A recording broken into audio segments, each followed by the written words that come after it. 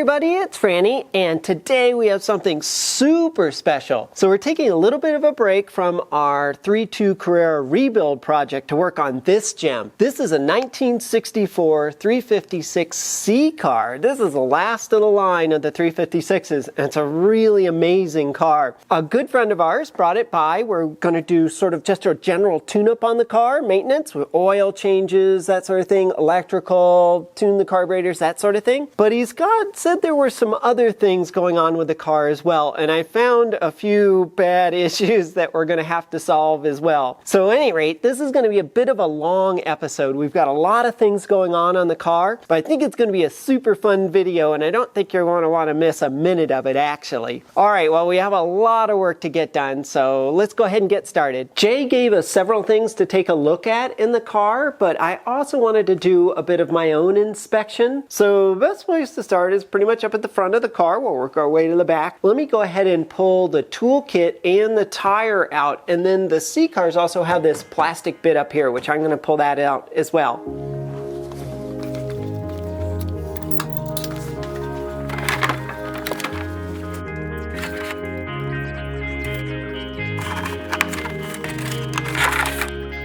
Now our gas tank is up here. We're going to get to that in a minute. But this is the brake reservoir, and this is how I found it. It doesn't have any fluid in it. That's the max line up there, and there is literally nothing in it. So that is a real problem. I'll take you underneath the car and I'll show you what's going on with that. Also, the battery, which is located over here, the owner has put in this Optima battery, but it really wasn't secured very well, and I'm not super psyched about this either. But it's got this big wooden block and a good rubber strap here to kind of hold it in, and it's pretty solid. I'm feeling reasonably good about it. The battery terminals themselves were loose, and all the connections were kind of grimy on the positive over here as well. So I've put a piece of rubber around the back side of this terminal. I don't want it getting anywhere near the edge there. And I took all of the connections off, cleaned them, and put them all back on. So I think we're pretty good with the battery here. That's a really good place to start. You want to make sure your battery is well contained and that the terminals are good and clean on it, because that's going to give you all sorts of electrical problems if that's not sorted first. Let me go ahead and close the bonnet here. We'll raise the car up a bit. I want to show you some stuff underneath. Now, something interesting about a 356 bonnet that's very, very important is you never pull down on them. They have special cams in their hinges back here, and the way to release it is to push it up first all the way to the stop and then drop it down slowly. And so putting up the bonnet is kind of the same process. We want to bring it up, not too fast, all the way up to the top and drop it back down, and it will catch on its cams. If somebody has messed that up and pulled and pulled and pulled on that, you'll see kinks right here on the top of the hinges. And it's something to look for if you're ever buying a 356, to see if this has been broken here and then re-welded. It's quite common actually. All right, we'll go ahead and drop this back down. There we go. And we'll go ahead and raise the car.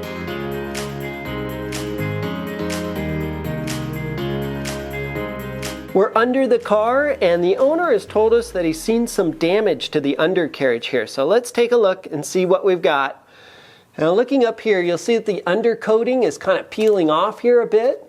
And it looks very wet, looks like it's been dissolved here, and also around here as well. It's also wet and gooey. It should never be wet and gooey under a car. But what could be causing all that damage? Now, we do have a leaky fuel cock, and you can see a little bit of gooage there down at the bottom. That's definitely been leaking. But what about the other side? And I believe that's coming from the leak in the master cylinder.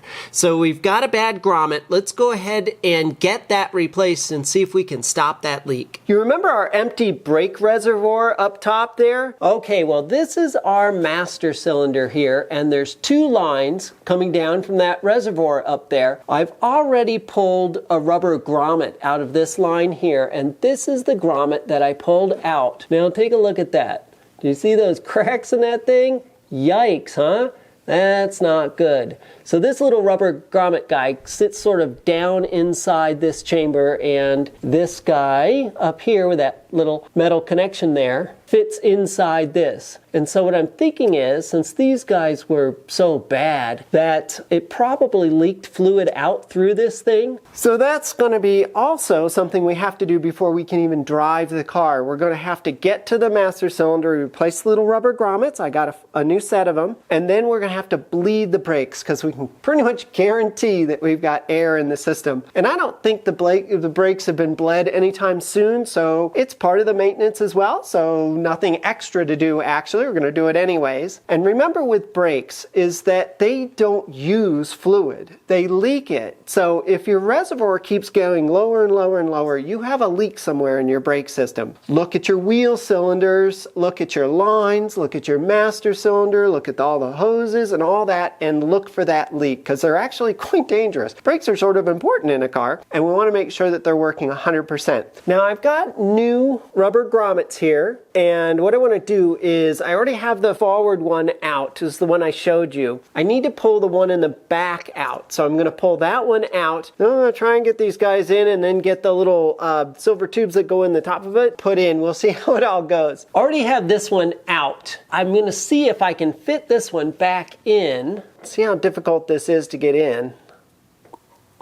There, I think we got it. Okay.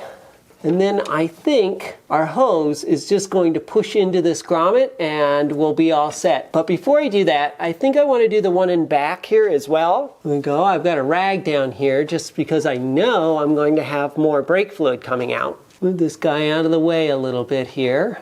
Now the trick's going to be to get this rubber grommet out. They don't really come out very easily and they're a little hard to hold on to. And I think it's thinking about coming out. There we go. Working it out. Okay, this is our grommet that we pulled out. It actually looks really good. I'm not seeing any cracking in it at all, but it's still, you can kind of see it's not exactly straight either. It's a little bit off-centered. This is my new one. I'm going to go ahead and replace this, and this will have 2 brand new grommets in it. So let me go ahead and get this installed. All right, we'll try to get this one in just like the other one. There it goes. Okay, I heard it click. Or felt it click actually. Now taking our 2 aluminum tubes here, see if we can press them in. I think they'll just press in, go in and stay in. Push this down as far as it'll go. Okay, that's one of them. And here's the forward one. Here it goes. See it? There it goes, right in. Just fine. With those 2 guys in, what I'm going to do is clean the whole area up here. We can't tell if we've got any leaks, if it's still all shiny and kind of yucky. So I'll go ahead and clean this whole area up, and then we'll fill the reservoir and just check for any leaks.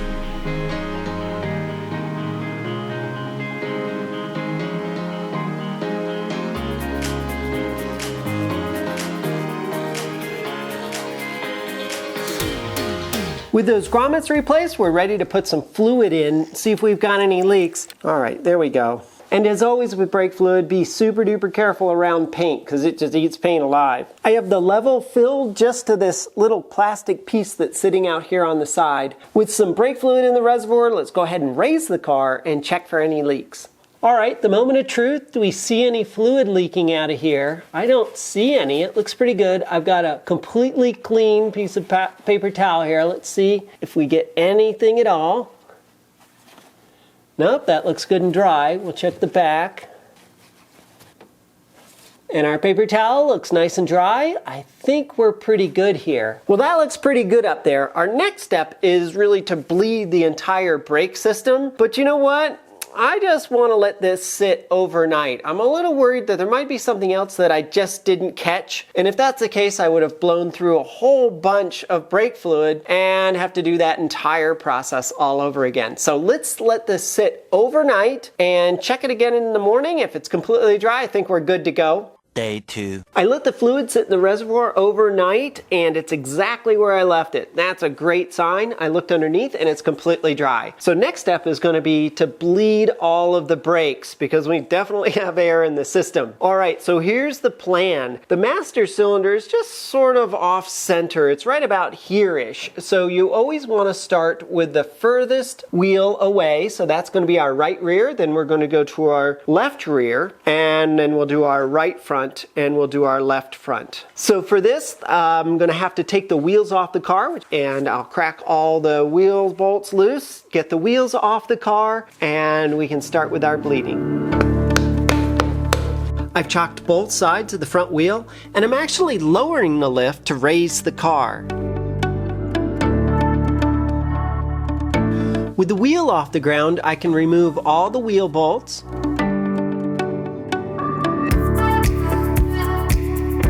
You can see I'm using a very strong point on the car to support it. And finally, I leave the wheel under the car just in case. Our first step is going to be to get out as much of this old fluid that's in the reservoir as possible. We don't want to bother pushing all that through. So we take off our cap here and pop out our little strainer that's always in there. Now this guy. Now you can just use a turkey baster, that works great. But this syringe here, if you've ever had a sick kitty, and we had a sick kitty a couple of years ago, very sad, you'll know where this came from and what this was for. But it actually works great for sucking liquids out of containers like this. So I'm going to use this. I'm going to pull out all the fluid that I can get to in our reservoir, put it in our little cup here. Then we're going to refill with new brake fluid all the way up as far as we can go. All right, so let me pull this out. Pull out some fluid here.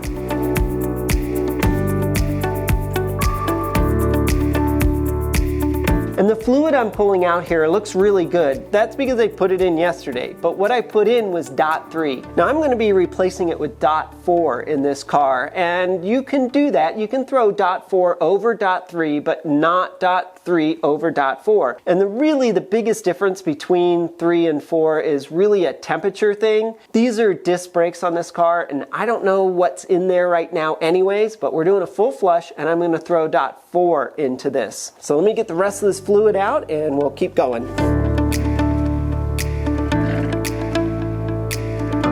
And remember, when you get down to the bottom or towards the bottom, a lot of these bottles have 2 chambers in them, so make sure you drain both chambers.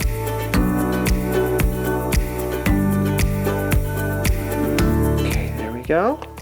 That's as full as I want to dare. Now you've got 3 options if you want to bleed your brakes on your car. You can pressurize your vessel, or you can use a vacuum to pull the fluid out, or you can use the old traditional method of having somebody in the car pump and hold the brake. Now this is an old car from the 60s, and I don't really feel comfortable pressurizing this. So I think what we're going to do is we're going to use the traditional method. I have my lovely assistant Heidi. She's going to be in the car pumping and holding, and I'm going to be back there opening up the bleeders and letting the fluid flow through. It's a little bit of a back and forth process. After we get done with our right rear wheel, we'll move to our left rear wheel, but we'll also double check our level here as well. We definitely don't want to run low on fluid. Well, we're all set back here. I've got my catch can all set up here, and this is actually 11 millimeters on this bleeder. Now there's a bleeder on both sides, so we're starting with the one, once again, as far away from the master cylinder as possible. And here's pretty much what we're going to do. I'm going to call out to Heidi, and I'm going to tell her to pump, pump, hold, and she'll push, push, and then she'll hold on to that pedal. And then I'm going to break this loose. We'll let some fluid flow through, and when it sort of slows down a bit, I'll lock it back off, and then we'll just repeat that process until I feel like we've got enough fluid in our catch can here to move on to the next wheel. Now that's a great question. How much? I try to go at least a third or so. The lines aren't very big, so it's not a huge amount of fluid that we're trying to push through. Also, you don't want to push through so much fluid that you empty the reservoir. So you know about how much you put in, so don't pull out any more than that, I suppose. Here we go. We're all set. Are you ready, Heidi? Yep. All right, go ahead and push, push, hold. All right, we'll just loosen up our bleeder here. Got a little bit of fluid, but not a lot. Let's go ahead and lock this off again. Heidi, push, push, hold. All right. It's a little bit more, but not a lot that time. Push, push, hold.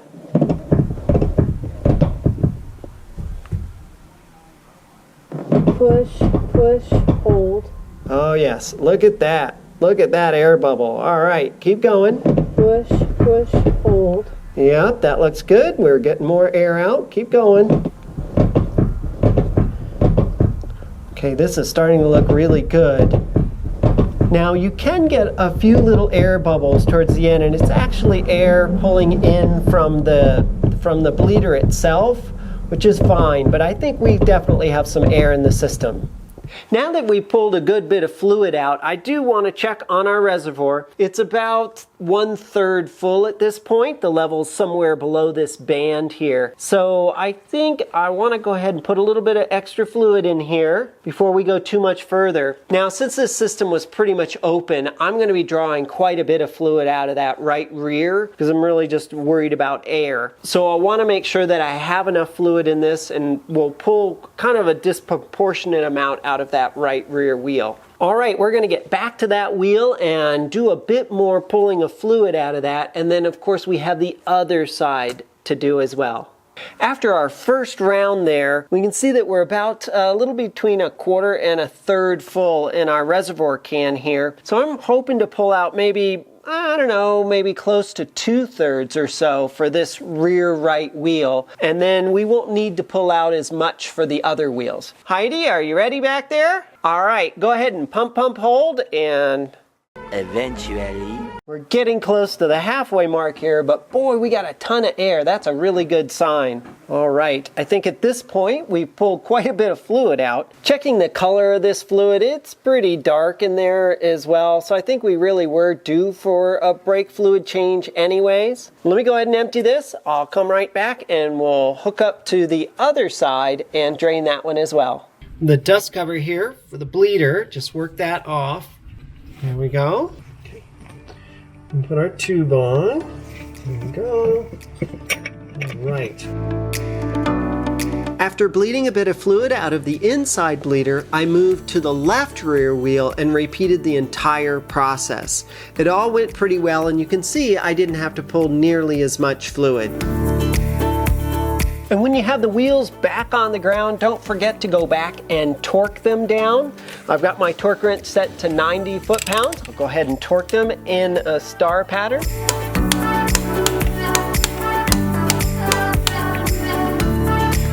And the front brakes are exactly the same process. We secure the car, we lift the front of the car, and then we bleed the right front and then the left front.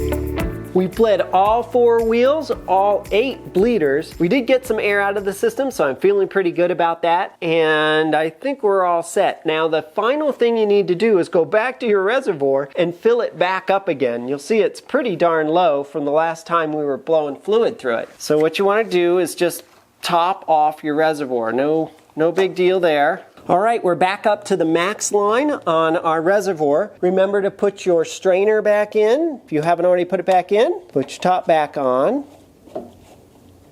All right, perfect. We're at the right level. We've been bled completely, and Heidi assures me the pedal is really good and solid, which is exactly what we're looking for. So, yay, brake system all sorted.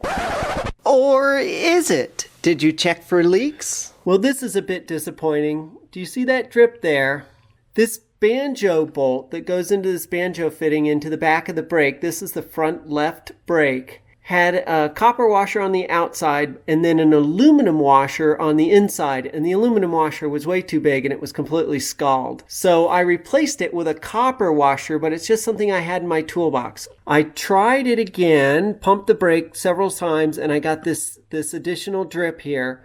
To fix our leak, I ordered off for a couple of new copper washers. You can see they're a little bit different. This one goes between the banjo fitting and the actual caliper, and this one goes on the bolt side. So they are a little bit different. They have a different size shoulder. I ordered these online from Stoddard because I want to make sure I got the right part. I'm not a fan of messing around, mucking about with brakes. I want them to work. I don't want them to leak, and I don't want to have to worry about them. So these hopefully are the correct parts for this, and we'll see. So our process is going to be, I need to pull this banjo bolt back out again. It's going to leak a little bit of fluid down, so I got to be ready for that. Just going to kind of dribble down, put our washers on, go ahead and torque our bolt back in, and then we have to fill the reservoir back up, and we're going to have to bleed this brake again as well. Also, I have a new bleeder for the right front brake. I want to double check that again. I bought it because I was a little worried. I thought I saw some wetness at the base of that, and And since I have to bleed this brake anyways, it's not going to be too much of a problem to put that bleeder in as well. So we got a little bit of work here. I think I'm going to end up re-bleeding the brakes just to be absolutely certain everything is okay. But this is the way these projects go sometimes. And you just have to stop, get the right parts, go back and fix it.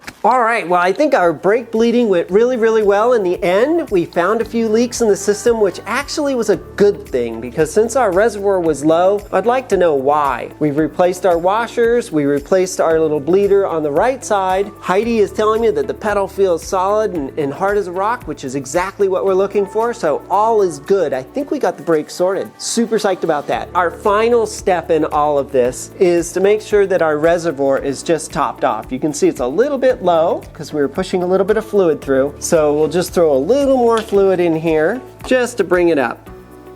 All right, that looks great to me. Look at that, right at the max. Yummy. Yummy. All right, well, that's going to conclude our first video in the series of this 1964 356C. I think we got the brakes all sorted. I'm pretty psyched about that. We've got a lot of other things going on. We've got fuel system, then we need to go ahead and tune the car. We've got oil change, we've got all sorts of extra stuff. So please stay tuned. If you haven't subscribed to the channel, subscribe now and hit the little bell to be notified because you're not going to want to miss any of the videos on this car or our 3.2 Carrera project car or all the other stuff we got going on in the garage. It's super, super fun. All right, well, thank you so much for watching. I hope you enjoyed it. And as always, a special thank you to our Patreon supporters. Okay, so until next time, safe travels. Bye.